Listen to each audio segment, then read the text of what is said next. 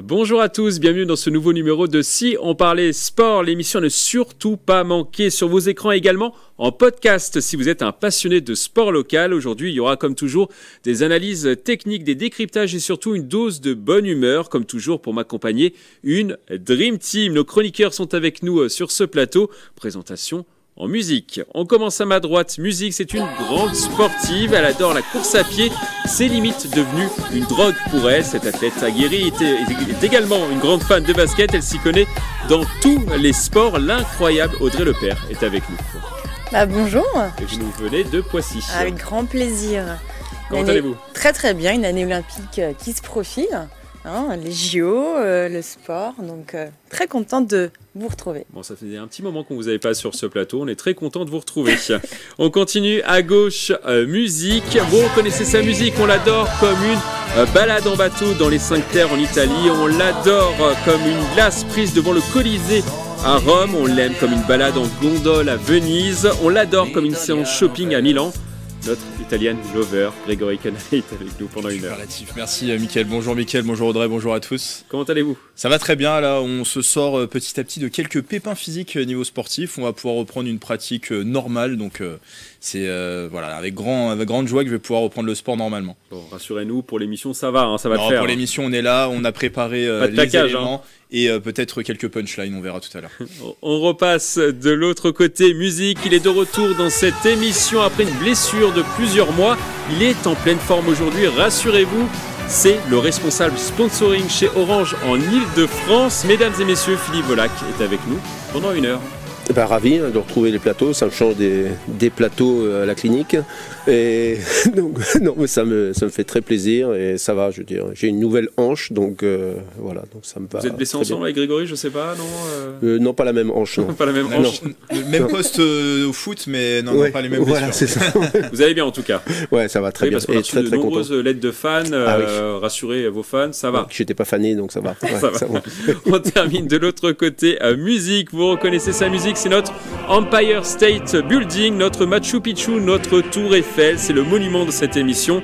Il nous fait une nouvelle fois l'honneur d'être présent pendant une heure. Le toujours très élégant Jean Miss est avec nous pendant une heure. Bonjour à tous et à toutes surtout. Comment allez-vous, Jean ? Toujours en pleine forme. Toujours. Mais oui, mais si je viens ici, c'est que je suis en forme. En tout cas, vous avez toujours le sourire. Ça fait il plaisir. faut, mais il fait frais pourtant dehors. Il fait frais, il y a du vent, il y a de la pluie. Mais bon, ça n'enlève pas la chaleur et le sourire intérieur. Très bien, voilà. On commence avec des superlatifs, des jeux de mots. En tout cas, vous avez compris, ça va être une très bonne émission.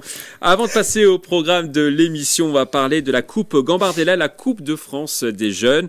On est en 8e de finale et 2 clubs yvelinois sont encore en lice. Le FC Mantois va recevoir Troyes et le FC Versailles va recevoir Toulouse après s'être qualifié sur tapis vert contre Ivry. Le match se jouera ce dimanche 25 février à 14h30.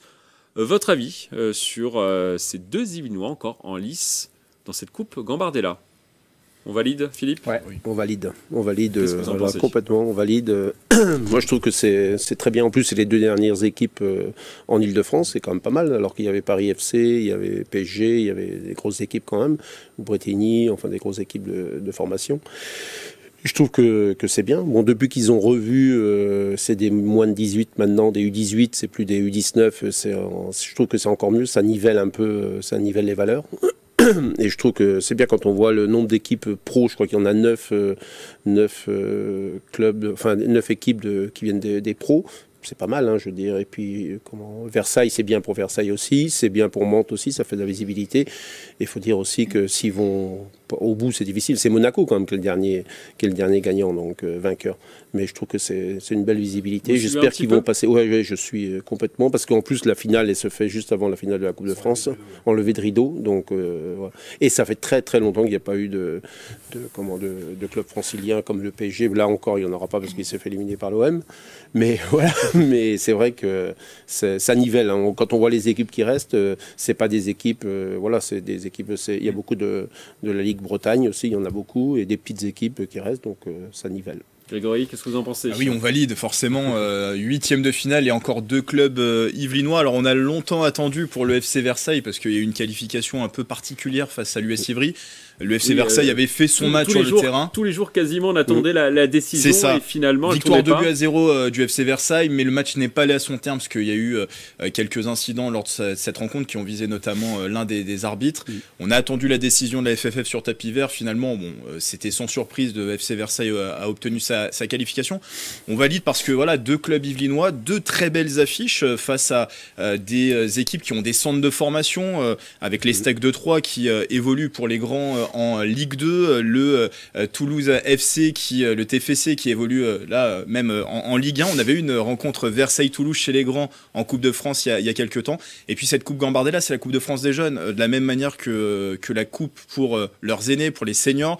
C'est une belle épopée, c'est un beau rêve que peut aller chercher ces jeunes. Alors pourquoi pas venir performer contre ces équipes de centres de formation, on ne sait jamais. Là, voilà, il reste 16 équipes maintenant.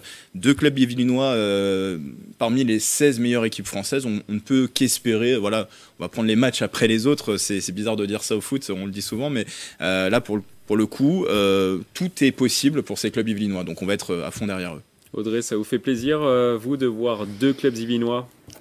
C'est une fierté locale. Donc je suis très contente que ce soit effectivement des jeunes, des très très jeunes, de les suivre, de suivre leur progression. Et moi j'ai hâte de pouvoir effectivement continuer à les suivre le plus loin possible. Et donc, ils sont en 8e de finale. Est-ce qu'ils ont déjà réussi leur parcours en étant en 8e de finale ou pas, à votre avis? Déjà une première belle étape pour des jeunes de moins de 18 ans, c'est ça, hein. Oui. Et oui, c'est déjà une première belle étape, une belle fierté locale surtout. Jean, qu'est-ce que vous en pensez? Vous validez aussi? Bien sûr, je valide. Vu la qualité de la coupe, Grégory l'a dit, c'est la Coupe de France des jeunes. Donc forcément... Et elle est très suivie par les observateurs. Tout à fait, parce que c'est les futurs grands champions du football français de demain. Donc forcément, c'est pas le petit championnat de quartier, c'est vraiment la Coupe de France des jeunes. Donc c'est une compétition qui est relevée et qui est prestigieuse. Donc on ne peut qu'être satisfait et enjoué de cette participation des 2 clubs franciliens. Okay. Oui, Audrey. Ouais, je me permets, il y a des petites recrues aussi, je crois bien, sur le FC Versailles, sur un jeune... un très jeune qui a au moins 18 ans. Ouais, voilà, qui est arrivé. Et qui porte un peu l'équipe. Exactement. Donc moi, je suis plutôt axée sur les joueurs et de pouvoir vraiment suivre comme ça les équipes. Et Jean, qu'est-ce que vous en pensez, vous? Ils ont déjà réussi leur Coupe Gambardella ou pas, que ce soit le FC Montois ou le FC Versailles? Non, on ne peut pas dire qu'ils ont réussi, parce qu'une compétition... Parce que c'est quand même assez rare de voir des clubs yvelinois arriver à ce stade de la compétition. Même si c'est rare, mais je pense que si on leur pose la question, ils vont dire non, puisque tant qu'on gagne, on joue. Oui. Et donc leur but, c'est de rêver et de la décrocher, forcément. Au niveau compétition, on ne peut pas dire à des jeunes, ou même à des sportifs en règle générale, ça vous satisfait le 8e de finale? Non.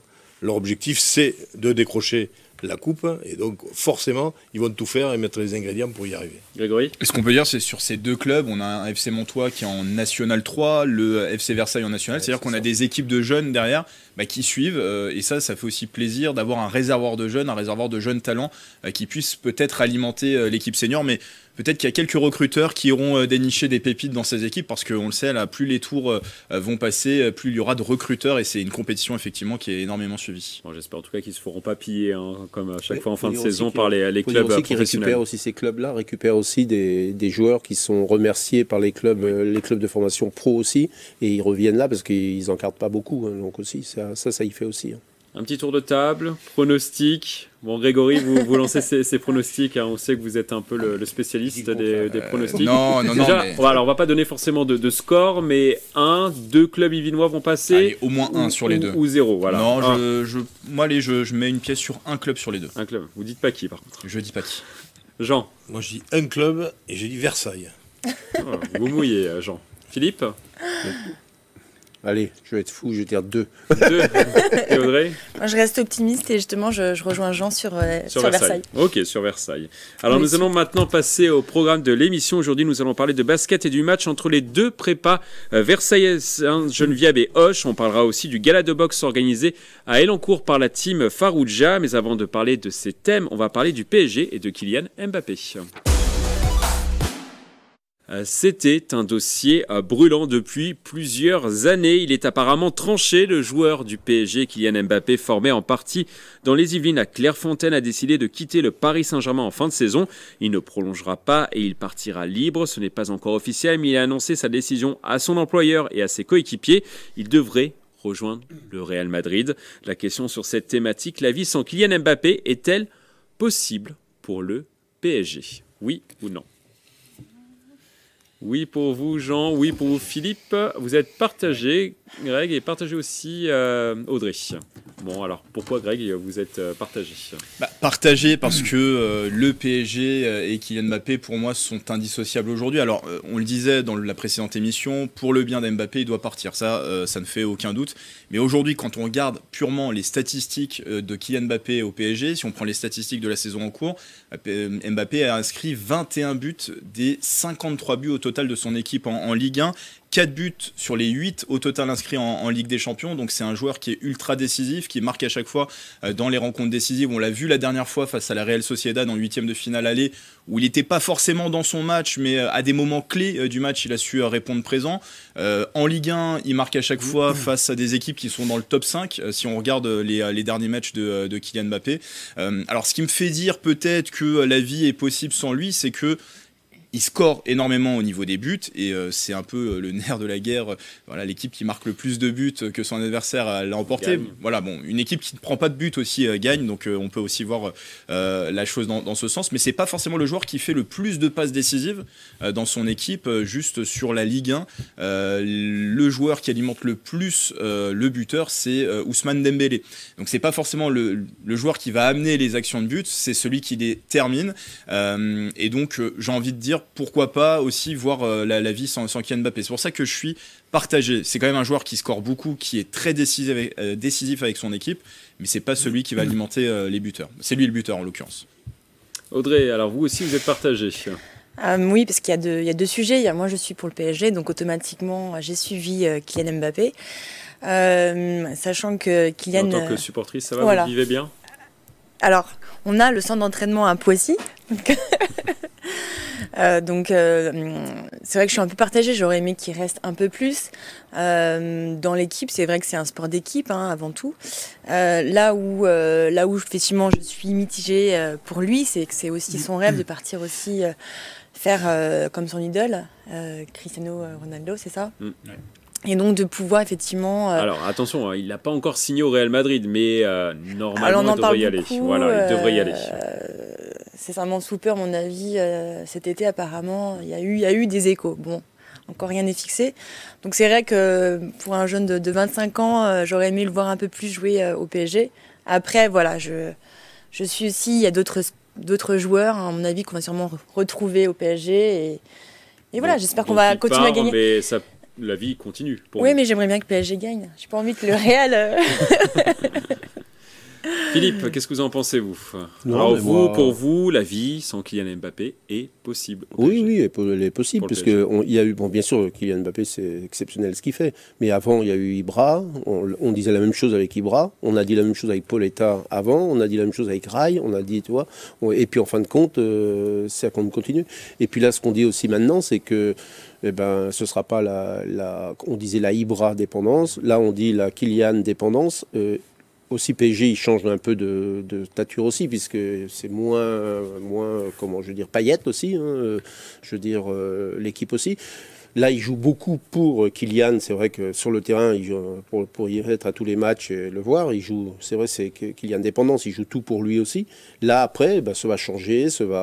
Encore une preuve possible. C'est comment Xavi Simons qui va revenir. Il voulait pas revenir tant qu'il y avait Mbappé qui était là. Il voulait pas revenir.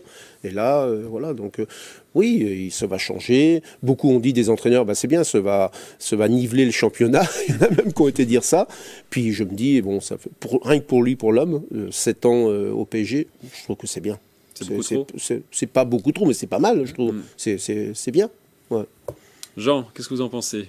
Alors moi, vous êtes fan de Kylian Mbappé. Hein. Pourquoi vous me dites ça? Non, mais je reconnais que c'est un très grand joueur.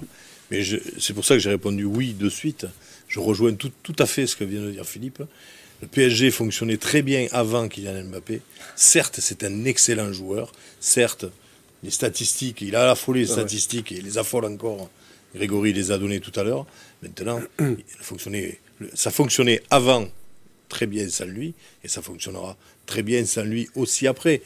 Il y aura d'autres joueurs qui arriveront. Il faut quand même se rappeler que le football, c'est un sport collectif et que les plus grandes équipes sont celles qui sont le plus collectives. Ouais.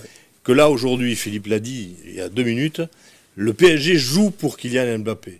Demain, ils ne joueront plus pour un joueur, ils vont peut-être retrouver une harmonie et un collectif beaucoup plus puissant et beaucoup plus efficace sur le plan du résultat. On ne s'appuiera plus sur un joueur, on s'appuiera peut-être sur un gros collectif. Donc oui, le PSG continuera à être une grande équipe. Grégory. De toute façon, ça devra être possible puisqu'ils devront faire 100 et peut-être oui, ça va favoriser l'émergence de joueurs. Là, on a vu très récemment Barcola qui commence à aligner les bonnes prestations, à être titulaire et Kylian Mbappé peut-être être un peu plus dans l'axe dans ce trio d'attaque au PSG. Moi, je me pose plus de questions et je suis plus inquiet pour la santé de la Ligue 1 parce que au-delà d'avoir un fort impact, ce départ d'Mbappé sur le PSG, ça peut avoir un fort impact sur la Ligue 1. Rappelons qu'en ce moment, il y a une phase de négociation pour la prochaine cession des droits télé pour empocher la diffusion des matchs de Ligue 1. Du côté de la LFP, la Ligue de football professionnel, on espère empocher une enveloppe de 900 millions d'euros.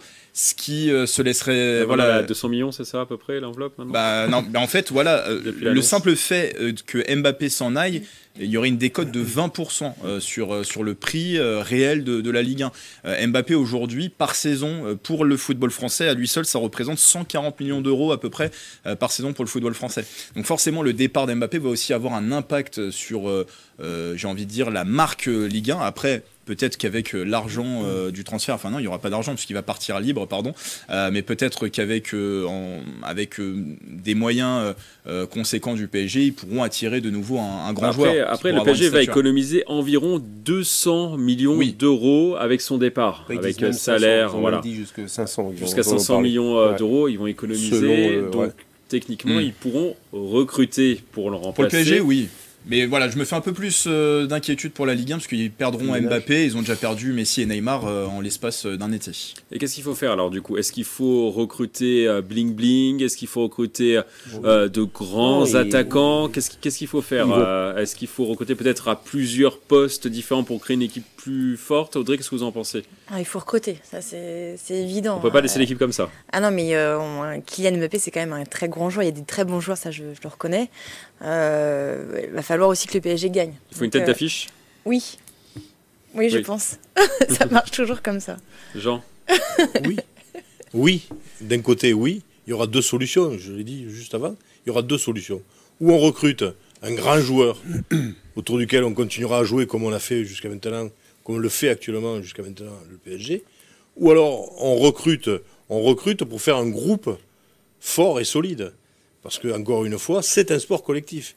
C'est pas un joueur qui fait tout. Là, en l'occurrence, on s'appuie sur un joueur, Kylian Mbappé, qui fait à peu près 50% du PSG, quoi. Mais est-ce qu'il y en a pas des masses de Kylian Mbappé? Donc, est-ce qu'ils vont en trouver un autre de la même stature? C'est pas évident. Donc, après, on n'est pas dans les petits papiers du PSG, donc on ne sait pas sur quel joueur ils sont. En tout cas, on parle en ce moment de Victor Osimhen, le ballon d'or africain qui évolue à Naples, meilleur buteur de la Serie A l'année dernière. On parle de Leao aussi qui évolue au Milan AC, et de Lautaro Martinez qui évolue à l'Inter à Milan. Je sais que vous l'aimez beaucoup, Grégory, Lautaro Martinez. C'est un joueur que je ne l'aime pas beaucoup parce que il n'est pas attaquant de l'équipe, mon équipe favorite, c'est plutôt l'équipe ennemie, même l'Inter de Milan. Je suis supporter de la Juve. Mais vous aimez le joueur? Le joueur est très fort et cette année, il réalise encore une saison. Ça fait 3 saisons qu'il a plus de 20 buts marqués. Voilà, on voit l'écran là. 21 buts marqués sur cette saison et on vient juste de passer la moitié de la saison, donc on peut espérer qu'il aille à au-delà de 30 buts. Après, sur les noms que vous avez évoqués, Victor Osimhen, oui, c'est très fort, mais c'est le Victor Osimhen de la saison dernière qui a été très fort. Cette année, il s'est perdu complètement dans une équipe aussi du Napoli qui était championne d'Italie l'année dernière, qui est perdu. Il en est même arrivé à s'engueuler, s'embrouiller avec son président. Du coup, il n'a pas beaucoup joué cette saison. Il a été aussi éloigné des terrains à cause d'une blessure. Il est revenu en retard de la CAN. Il a fait quand même une CAN, il est arrivé en finale de cette Coupe d'Afrique des Nations. Donc on n'a pas le même Victor Osimhen que l'année dernière. Donc attention aussi là-dessus. Et Raphaël Leao, je dirais dans les caractéristiques techniques, de rapidité aussi, c'est le joueur peut-être le plus similaire à Mbappé, mais il n'a pas cet instinct finisseur que peut avoir Kylian, parce que Kylian il score beaucoup. Spectaculaire. Il est plus spectaculaire, très rapide et scoreur. Finalement, c'est un peu j'ai envie de dire un mix entre Osimhen et Leao, mais pourquoi pas prendre les deux pour le PSG, parce que les deux ont des qualités similaires à Mbappé, mais n'ont pas toutes les qualités d'Mbappé. Peut-être le joueur effectivement qui a le plus de qualité sur les trois, à mon avis, c'est Lautaro Martinez qui est le plus complet, mais je vois mal l'Inter lâcher quand même son joueur qui est le joueur le plus important de l'effectif aujourd'hui. Philippe Volac. Moi, je me dis, ok, on parle des attaquants pour remplacer Kylian, mais je trouve que où est-ce qu'il faut des remplaçants, c'est en milieu. Et on parle de Bernardo Silva qu'on parle. Je pense qu'il faut aussi, il parle de Yoro aussi en défense centrale. Je pense que c'est en défense centrale et en milieu.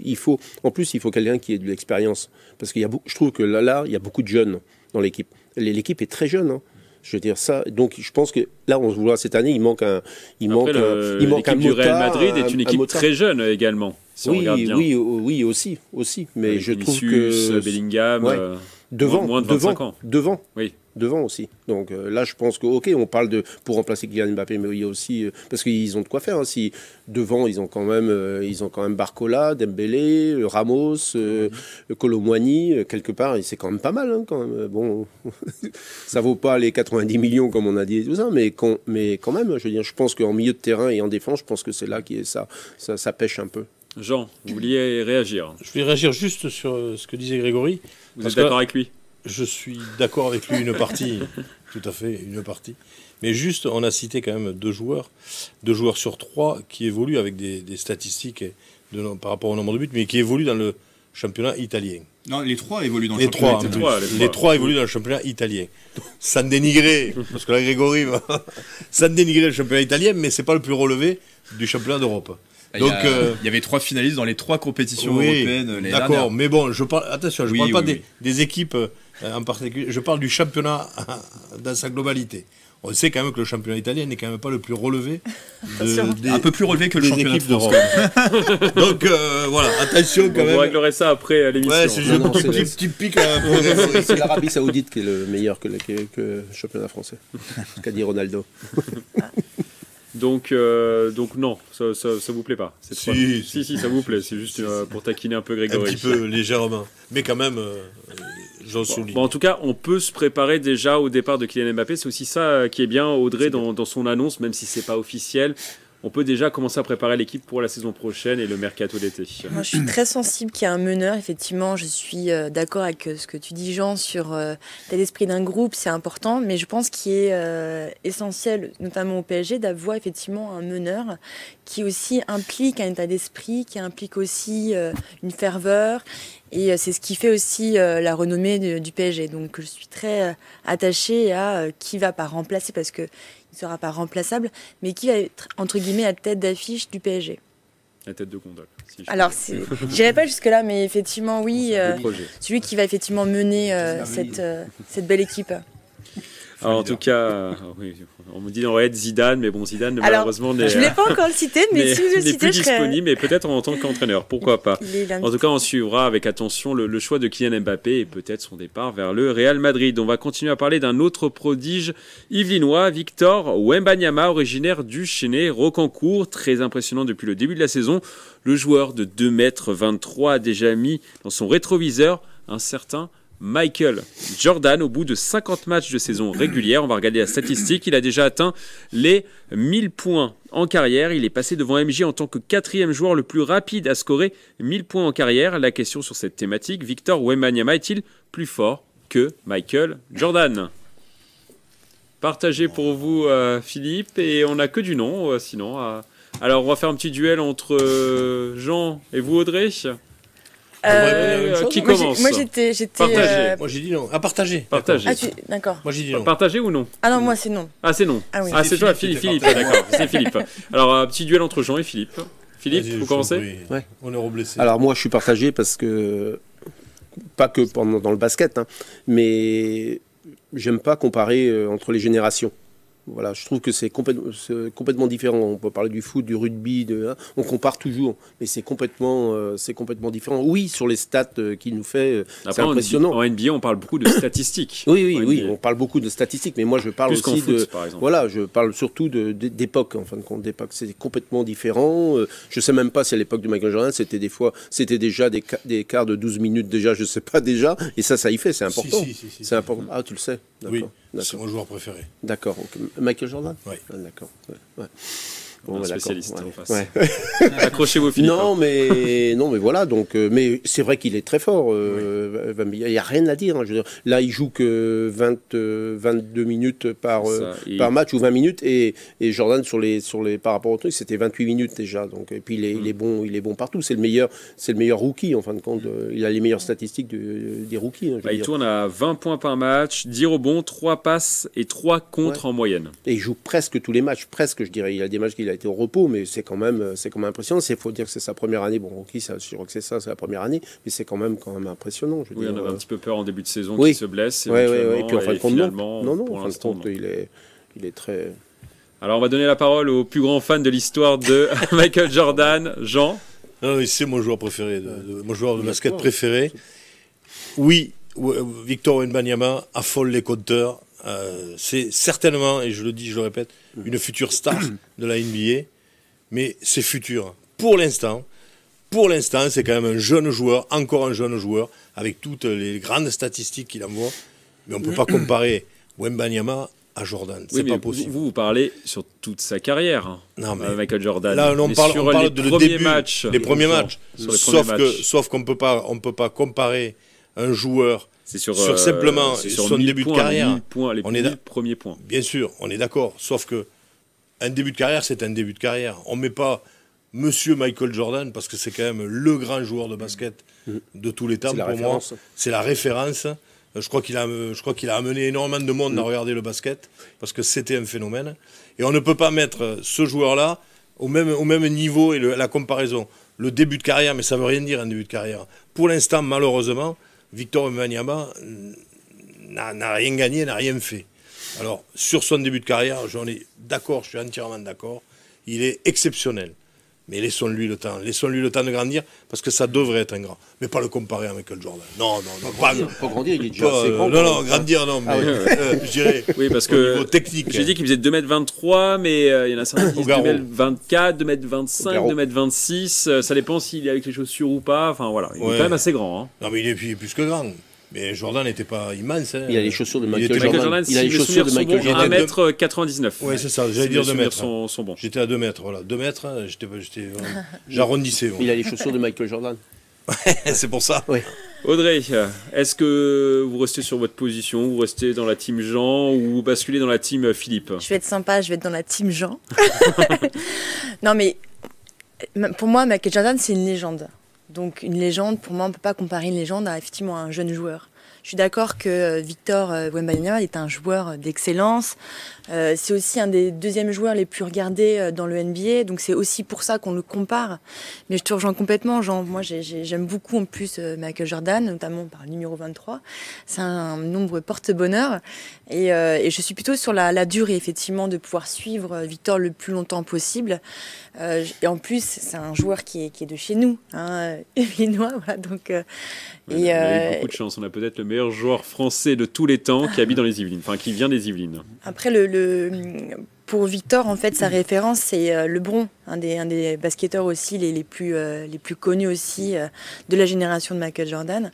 Et surtout aujourd'hui, maintenant, on est vraiment dans les statistiques, dans le nombre de shoots. Donc, il n'y a plus vraiment la passion du basketball. C'est vraiment les performances, les stats. Donc, je pense qu'il faut aussi revenir un peu au basket de l'époque. À l'aura du basketteur. Voilà. Et moi, c'est pour ça que je suis dans la team Jean, parce que je suis Michael Jordan.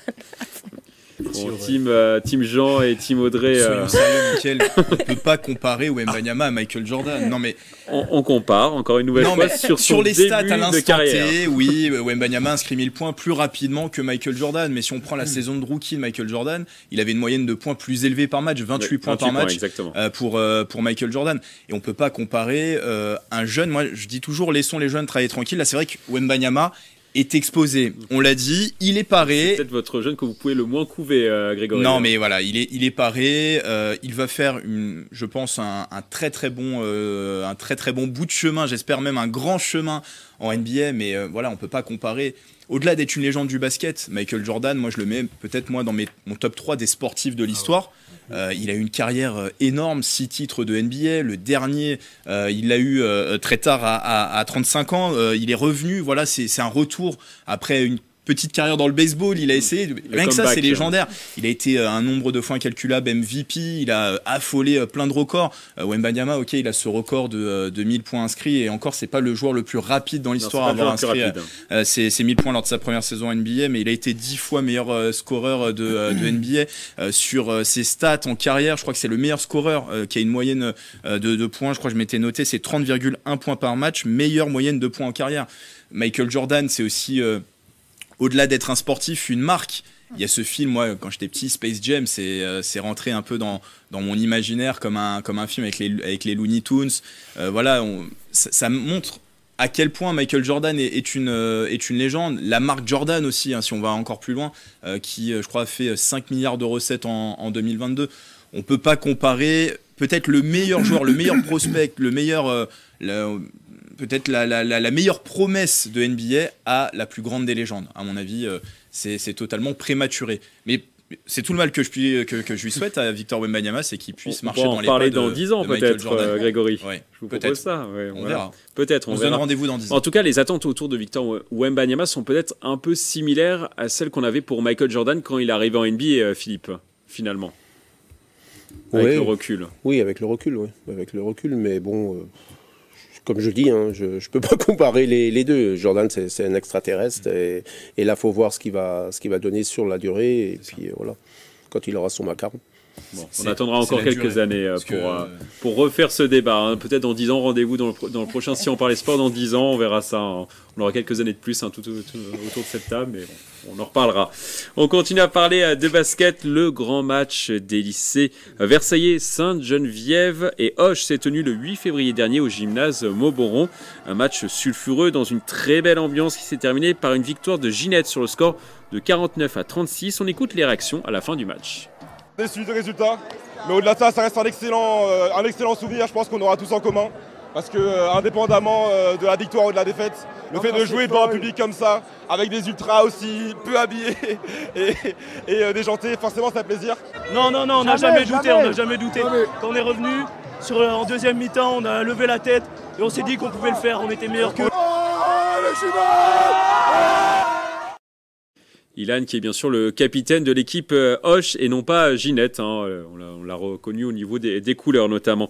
Qu'est-ce que vous en pensez du coup Philippe de ce match 16-2 pour Ginette face à Auch, très belle ambiance. On l'a vu aussi, un défi sportif aussi entre les équipes. Qu'est-ce que vous en pensez ? Moi, je trouve que c'est top. On en a reparlé déjà l'année dernière. J'ai appris à connaître l'année dernière parce qu'on en avait déjà parlé. Je trouve que c'est vraiment top. Hein, je veux dire, ça vous plaît ? Ouais, ça me plaît bien. Je veux dire, bon, il y a dommage que ça fait 16-2 en victoire. Ce serait quand même bien qu'ils puissent revenir, mais.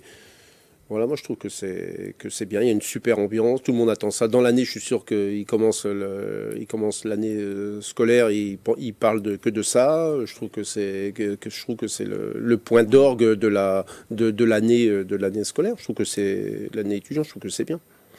Qu'est-ce que vous en pensez, Jean, de ce match ? C'est l'esprit étudiant. Vous auriez aimé participer à ce match ?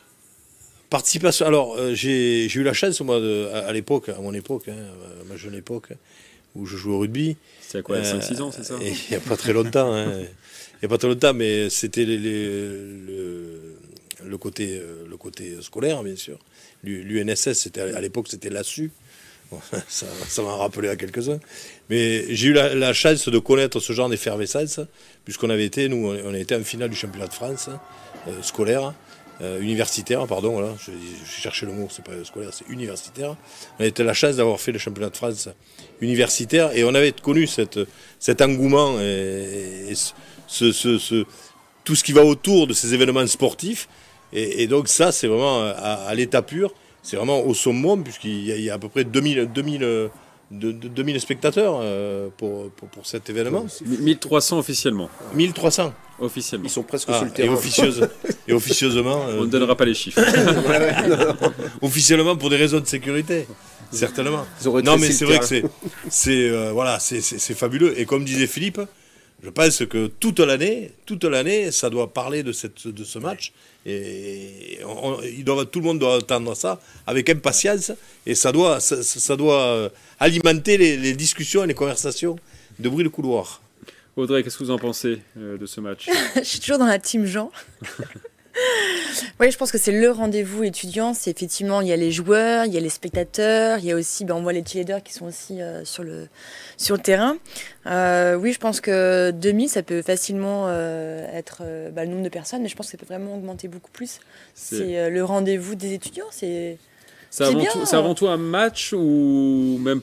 C'est plutôt un événement. Ça va un peu plus loin, c'est plus l'événement lui-même. Ça fait du bien, on parle plus du Covid, mais c'est vrai que ces événements-là qu'on retrouve de plus en plus présents, la ferveur, c'est fédérateur aussi. Et même, je pense que pour les étudiants, ça les aide aussi à se raccrocher à leurs études au-delà des parties, des cours qui peuvent être un peu...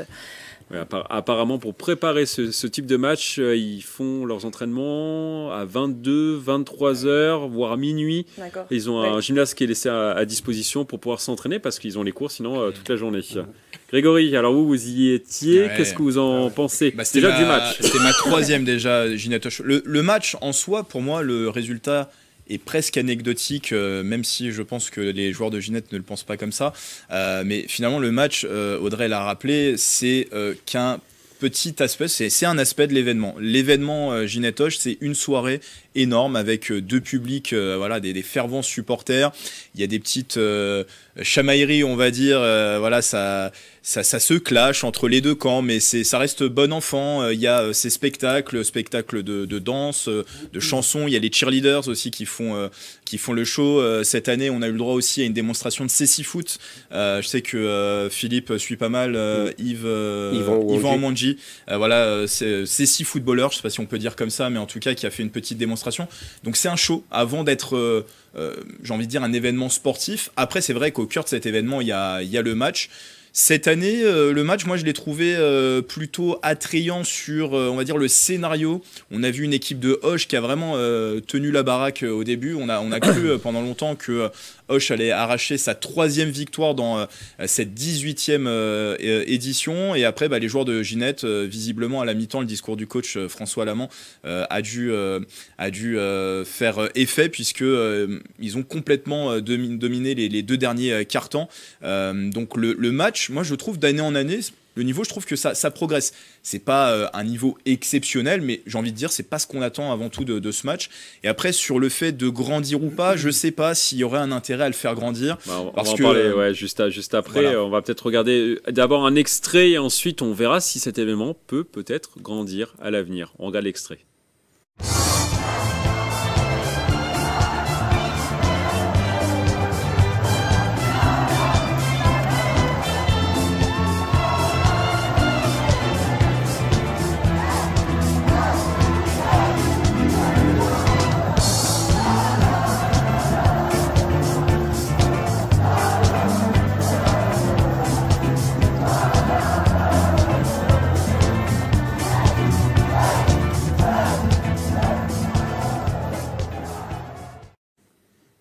On a vu ces images, ces très belles images de joie. Quand on voit ces images, est-ce qu'on ne peut pas se dire qu'ils pourraient peut-être accueillir encore plus de monde dans leur gymnase? Alors leur gymnase, malheureusement, a une capacité totale de 1300 personnes. Mais est-ce qu'ils doivent déménager dans un lieu plus grand? Vous votez, oui ou non? Vous votez. Est-ce qu'ils doivent déménager dans un lieu plus grand? Voilà. Non pour vous. Alors on fait un petit duel entre Grégory et vous, Audrey. Donc pour vous, oui, il faut déménager dans un lieu plus grand. Il y a deux sujets. Il y a effectivement...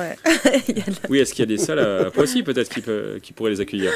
Quand l'entraînement du PSG, pourquoi pas Non, il y a deux sujets, effectivement. C'est un véritable événement, c'est un véritable rendez-vous. Les étudiants, ils veulent faire la fête. C'est aussi pour ça que cet événement existe autour du sport, donc c'est encore plus sympa.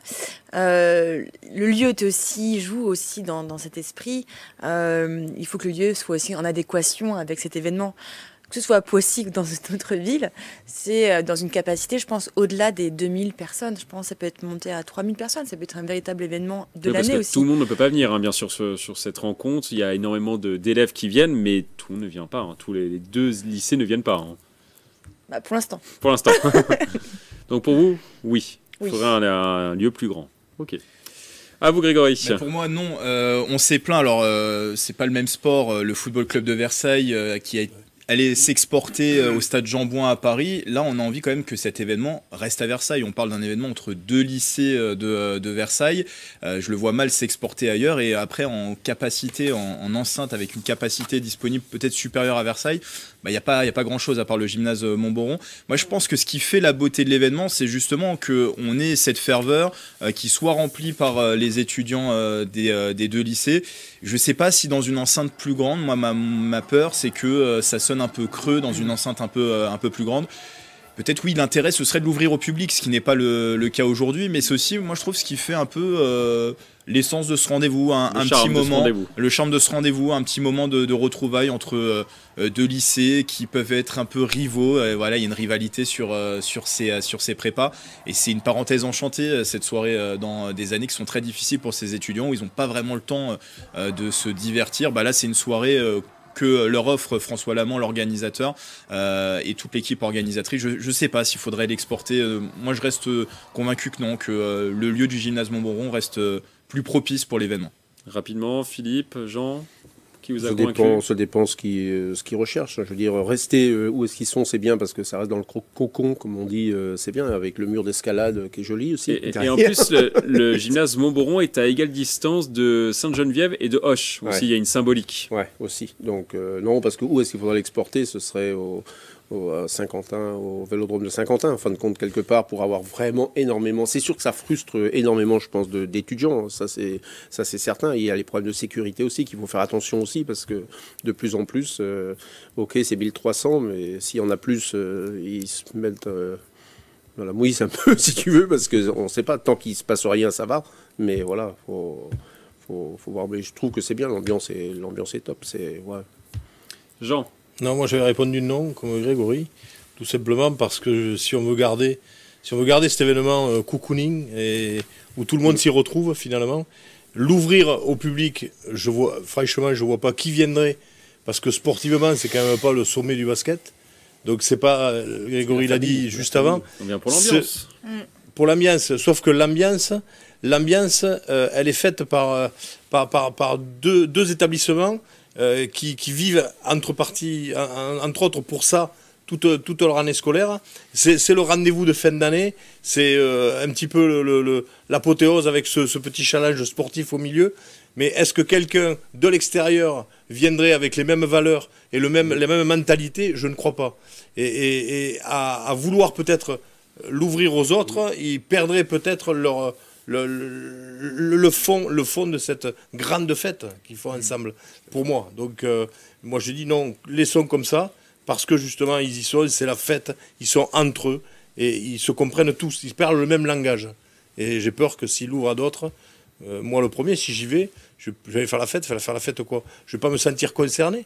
Donc, je pense que ce serait plus le risque, ils prendraient un risque de faire venir des gens extérieurs, et qui casserait plutôt l'ambiance que faire encore plus d'ambiance. Parce que faire plus d'ambiance que ça, c'est compliqué. Je trouve, non mais c'est vrai. Et je crois que eux, pour eux, tout le monde s'y retrouve et tout le monde est content. Je ne pense pas. Est-ce qu'on leur a posé la question? Mais je ne pense pas que leur intérêt et leur volonté est de l'ouvrir au public. L'organisation changera aussi. Si tu fais plus grand, il faut aussi une autre organisation aussi. Il y a tout le cahier des charges qui n'est pas du tout le même. Ouais. Bon, en tout cas, on continuera à suivre ce match entre Ginette et Auch dans le futur. Il y aura forcément une prochaine édition et ce sera en février 2025. On passe à notre page débat. On va maintenant passer à l'envolée de Grégory, le moment le plus fort de cette émission, notre dessert si je peux dire. À vous, Grégory, de quoi allez-vous nous parler? D'un événement auquel j'ai pu assister il y a quelques jours. Le 10 février dernier, le Boxing Club d'Elancourt Saint-Quentin en Yvelines proposait son grand gala de boxe au complexe sportif de l'Europe. Cela faisait 2 ans que la team Farouja n'organisait plus son propre événement. Et même mieux, on n'avait pas vu de combat professionnel sur le territoire saint-quentinois depuis l'émergence de l'épidémie de Covid-19 qui avait asséné un sacré coup de poing au monde du sport en général. Forcément, pour la centaine de spectateurs présents, il y avait de la joie pour ce retour de la boxe pro à Elancourt. Un beau gala comme ça, ça fait un moment. Ça fait un moment, je suis venu, je suis arrivé et vraiment l'organisation au top. La beauté de l'encadrement est monstrueuse. Franchement incroyable. On a kiffé l'ambiance, la luminosité et tout. On va dire un vrai show comme dans les films. C'est vrai que ça faisait plaisir de voir ce retour en fanfare du noble art sur les terres saint-quentinoises et sur le ring élancourtois. Il y avait 9 combats dont 3 pour les pros. Bilan plutôt positif pour la team Farouja, 3 victoires, 2 défaites et une égalité chez les amateurs. Pour la plupart, ils boxaient pour la première fois devant leur public, ce qui donne forcément un avantage, mais ça peut être aussi une pression supplémentaire. Pour les professionnels, c'est équilibré, un combat gagné, un perdu et un nul. Pour lui, c'était l'occasion de se remettre en selle. Voilà l'interview qui partait même trop vite. C'était l'occasion justement pour ce boxeur de se remettre en selle. Il s'agit de Nassim Amitouche qui a rejoint la team Farouja il y a 1 an.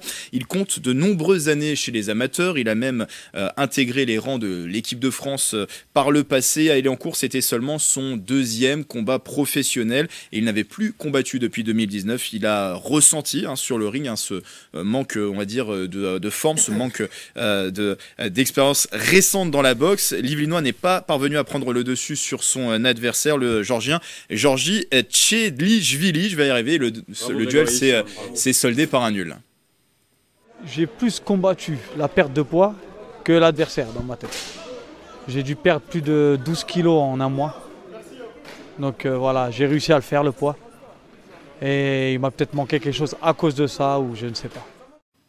Pour Nassim Amitouche, lui aussi combattait pour la 2e fois chez les pros, c'est Ibrahim Fofana, 27 ans, qui faisait face à un ex-champion de France amateur, Jamal Hadjab. Le boxeur de la team Farouja n'a pas démérité sur le ring, mais il n'a jamais réussi à prendre le dessus, défaite par décision unanime des juges. Pour son coach Tanguy Farouja, cependant, il y a du potentiel pour la suite. Et le clou de la soirée, un véritable show assuré par Kelvin Majid. L'entrée se fait sur la musique du générique de Dragon Ball Z. Sa tenue est d'ailleurs inspirée du personnage principal Son Goku. Et face à lui, pour son 3e combat pro, Salomon Kitoko Diamana, l'Yvelinois a mené le duel taille patron, galvanisé par son public du complexe sportif de l'Europe. Une victoire par décision unanime des juges au bout de 6 rounds disputés. Kelvin Majid, très ému après son succès, on l'écoute. Je suis super content parce que déjà la victoire et aussi surtout parce que je suis à domicile. Et depuis le temps que je fais de la boxe, c'est la toute première fois que je peux boxer chez moi. Et du coup que je peux boxer avec mon public, avec ma famille qui est là pour venir me voir. Ils ont fait le déplacement. Avec des amis aussi, du public, des supporters. Et je me suis rendu compte que j'avais beaucoup plus de monde que ce que je croyais. Belle ambiance à domicile pour ce retour du gala de boxe professionnelle à 50 ans en Yvelines. On n'est pas encore revenu à ce qu'on avait pu voir en 2017 au Vélodrome National pour le Main Event fort, 6000 spectateurs, les boxeurs de la team Farouja aux premières loges avec Galus Coulon, Marvin Petit et Adila Mohoumadi qui avaient conservé à l'époque sa ceinture européenne des poids super moyens. Mais bon, pour ce premier gala, c'est déjà une première belle base pour la suite et le Boxing Club d'Elancourt 50 ans en Yvelines ne compte pas s'arrêter là. Son projet a organisé non pas 1 mais 2 voire 3 galas par an. On a déjà hâte. Messieurs, mesdames, qu'est-ce que vous pensez de cette envolée de Grégory? C'est plus informatif qu'une envolée, on va dire. Moi, il m'a mis dans les cordes. Philippe, qu'est-ce que vous en pensez? Ouais, je commence un peu à m'intéresser à la boxe en plus, là, donc, parce que je connais quelques-uns des boxeurs, comme Tony Yoka, son ex-femme aussi, et puis voilà, donc je trouve que ça commence à drainer pas mal de monde, surtout quand ils le font à Roland Garros. À Roland Garros, ouais, puis c'est bien, je trouve que c'est sympa. C'est un gala, je trouve que c'est pas mal. C'était combien de spectateurs il y avait? Où il y avait une centaine de spectateurs. C'était la première fois que la boxe pro revenait. Ça faisait de nombreuses années qu'il n'y avait pas eu de boxe pro, de gala de boxe pro à Elancourt. Ouais, je pense que ça va monter. Ouais.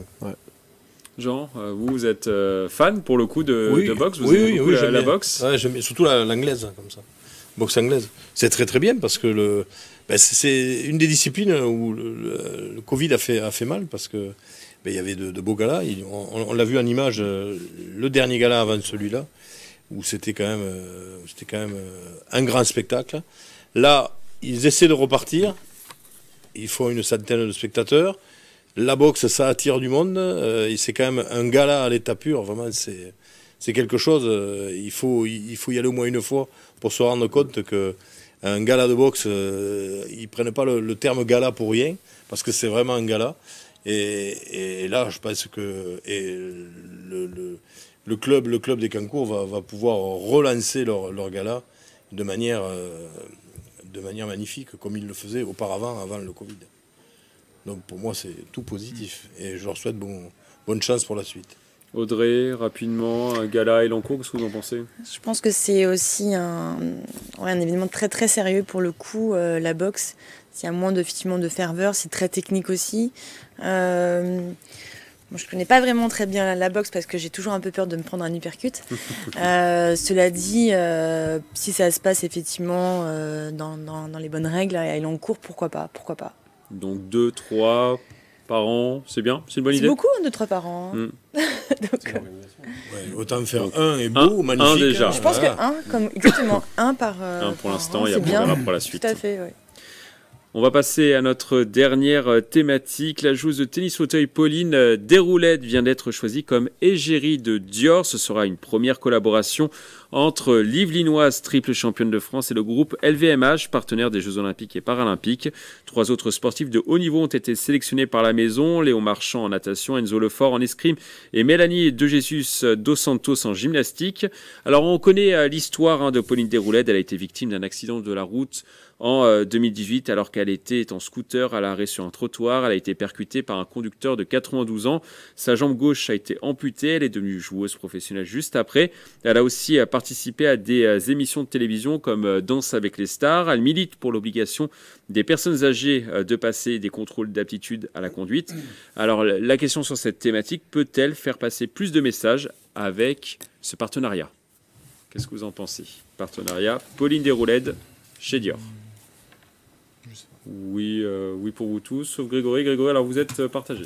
Oui, alors je suis partagé parce que je ne sais pas si avec cette stature d'égérie, elle pourra faire passer davantage de messages. Moi, j'ai envie de voir la chose de l'autre côté en disant que voilà, pour une marque française, mettre en lumière ce parcours de vie, ce parcours de sportif qui, je l'espère, brillera lors des Jeux paralympiques, c'est une belle chose. C'est une mise en avant du sport, une mise en avant du sport, du parasport pour le coup. Et donc c'est plutôt un parcours de vie. Je pense que c'est plutôt dans ce sens-là, c'est le message qu'elle fait passer a plu au groupe LVMH qui est venu chercher cette sportive parce qu'elle incarne peut-être des valeurs que souhaite aussi incarner cette marque. Je ne sais pas si elle aura davantage d'écho en étant égérie, mais moi, en tout cas, je me réjouis qu'elle devienne égérie. Ça veut dire qu'on va la mettre en avant et on va parler d'elle.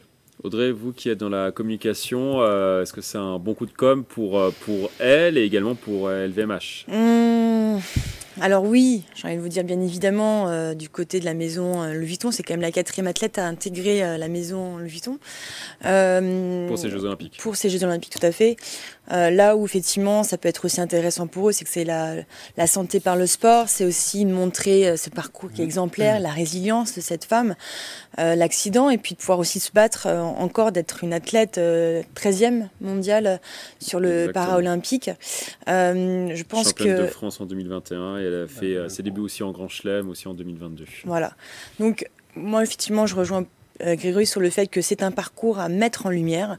Le Vuitton, effectivement, a les capacités de la valoriser dans le monde. Là où, effectivement... c'est Dior. C'est Dior, ouais. En d'autant plus que là, son parcours aujourd'hui, elle montre des valeurs aussi, notamment sur le dépassement de soi, sur, effectivement, le courage. Et je trouve qu'aujourd'hui, on en a encore besoin de suivre ce type de parcours. Jean, qu'est-ce que vous en pensez? Vous êtes plutôt d'accord pour dire que ça peut faire passer plus de messages? Oui, pour la simple bonne raison, c'est que, vous nous l'avez dit en off, pour avoir une interview avec elle, vous avez guère le choix dans la date. Et c'est vrai que c'est une sportive qui est énormément prise et qui a un côté médiatique qui se développe énormément. Donc je me dis que par rapport à ça, c'est la communication, c'est le côté médiatique. Si elle est médiatisée, forcément, elle pourra passer beaucoup plus de messages. Philippe?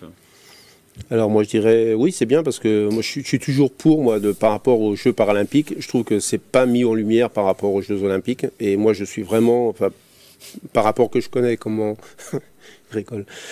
Par rapport que je connais, je veux dire, des athlètes en e-sport, je trouve que c'est pas mis assez en valeur, je veux dire. Ouais. Donc voilà, pour moi c'est bien.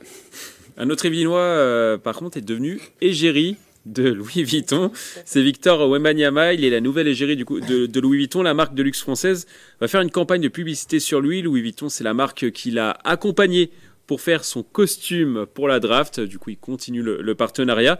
Vous en pensez quoi? Alors, on a parlé de Victor Wembanyama précédemment. Il est aussi présent en dehors des parquets. Mbappé, il a été chez Dior en 2021.